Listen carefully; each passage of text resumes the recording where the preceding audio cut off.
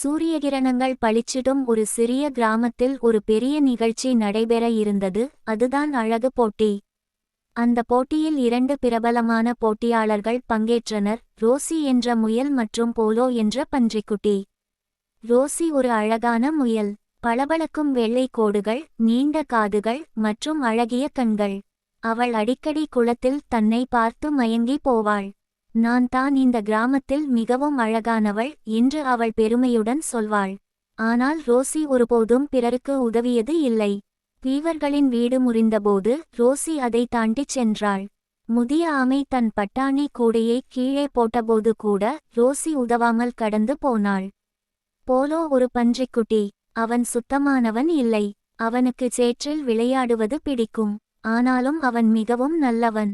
குடிநீர் இல்லாத நாட்களில் செம்மறி ஆடுகளுக்காக தண்ணீர் எடுத்துச் சென்றான், முதியவர்களுக்கு பழங்களைக் கொடுத்தான், எல்லா விலங்குகளுக்கும் உதவினான்.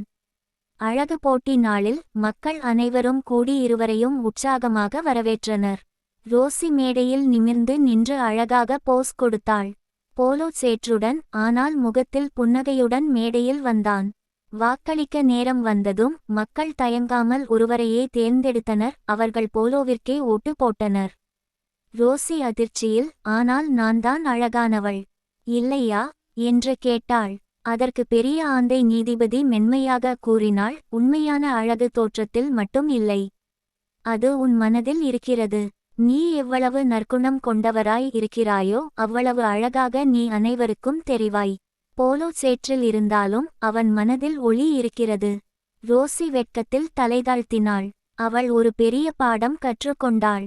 பாடம்: உண்மையான அழகு தோற்றத்தில் இல்லை, நல்ல மனது உள்ளவரே உண்மையில் அழகானவர்.